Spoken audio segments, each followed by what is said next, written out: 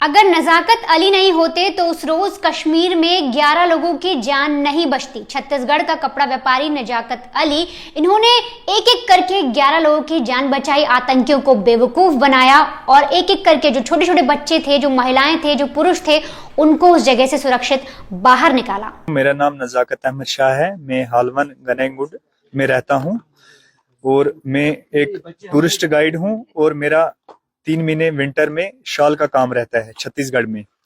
कुछ लोग 17 तारीख को यहाँ पे आए थे घूमने के लिए छत्तीसगढ़ से, चिरमिरी से, जिसमें 4 कपल थे और 4 लोग, ये 8 लोग बड़े थे और 3 बच्चे थे, 11 लोग। तो हम 2 इनोवा लेके गए थे, उनको जम्मू से रिसीव किया और यहाँ कश्मीर लाए। श्रीनगर में घुमाया, गुलमर्ग में घुमाया, सोनमर्ग में घुमाया और लास्ट में हमने पहलगाम इसलिए रखा था क्योंकि पहलगाम उनको हमारे घर में लाना था और मेहमान नवाजी करनी थी, क्योंकि कश्मीरियों का पार्ट है मेहमान नवाजी। जो मेहमान नवाजी यहाँ पे कश्मीर में बहुत पहले से चल रही है। और फिर हम पहलगाम उनको लेके पहुंचे और पहलगाम रात को हम होटल एक्सलेंट में रुके और सुबह हमने स्टैंड वालों को बोला, जो पोनी स्टैंड वाले हैं उनको, और उनसे पोनी लिए हम वहां से निकल पड़े बैसरन के लिए, जिसको मिनी स्विट्जरलैंड के नाम से जानते हैं। बैसरन में जब हम पहुंचे लगभग 12 बजे थे। फिर हम अंदर गए ग्राउंड में, उन्होंने वहां पे मैगीज वगैरह भी खाई, घूमे। तब तक फोटोग्राफी हो रहा था, मुझे लगता है 2 बजे थे या 1:30 बजे था, ऐसे ही कुछ टाइम था। तो यहाँ तक कि जो लकी भाई है, वो मतलब मैं उसको भाई समझता हूँ, मेरा बड़ा भाई है। मैं उसके पास गया, मैंने उसको बोला घोड़े वाले बोल रहे हैं लेट हो गया, चलो चलते हैं। उसने बोला नजाकत इतने दूर हम आए हैं तो थोड़ा हम पूरा फोटोग्राफी कर लें फिर हम चलेंगे।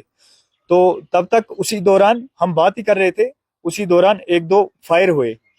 तो उसने मुझे पूछा, लकी ने बोला ये क्या आवाज आ रही है। मुझे समझ नहीं आया, मैंने बोला पता नहीं पटाखे फूट रहे हैं क्या है। मैंने उसको बोला ये पटाखे बच्चे फोड़ रहे होंगे।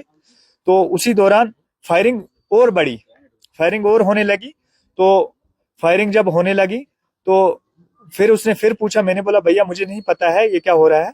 तो इतने में 1-2 हजार से ज्यादा भी टूरिस्ट हो सकते हैं उसमें, मिनी स्विट्जरलैंड में, बैसरन में। तो सब हलचल मच गई और सब लोग नीचे जमीन पे लेट गए। और उसी दौरान लकी का बेटा लेके मैं भी नीचे लेट गया और टीटू की बेटी लेके, 2 बच्चों को लेके मैं भी नीचे लेट गया। और जब फायरिंग बढ़ते बढ़ते जिप लाइन की तरफ बढ़ी तो मैंने पीछे से एक जाली नेट कटा हुआ था और वहीं से मैं लकी को लेके, उसकी बेटी को लेके, ये टीटू की बेटी को, लकी के बेटे को लेके मैं वहां से और अपने जो बाकी साथी थे उनको लेके वहां से निकल गया। और भागते भागते मैं पहलगाम पहुंच गया। पहलगाम में उनको इनोवा में बिठाया और होटल लेके गया, जिसमें उनके 2 साथी पीछे थे।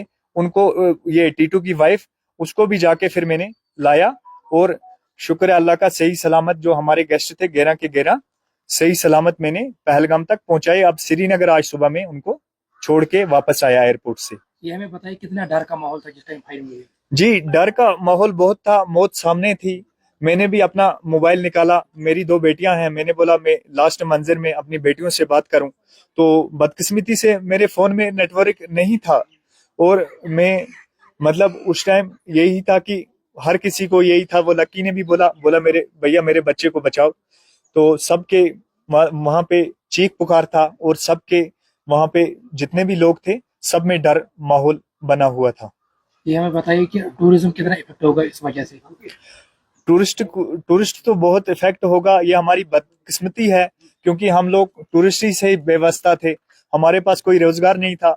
हमारा जो भाई हमारा चले गया, आदिल हुसैन शाह, वो हमारा ब्रदर था, कजिन ब्रदर, वो घोड़ा चलाता था, मैं भी गाइड था। बाकी हमारे भाई लोग सारे, आधे होटल लोग लेके जाते हैं, आधे मैगी बेचते हैं, आधे टूरिस्ट लोग के साथ व्यवस्था है। ये हमारी बदकिस्मती थी और इसमें हम यही बता सकते हैं। जब वो बच्चे आपके गोद में थे तो उस टाइम कैसा फील हो रहा था आपको?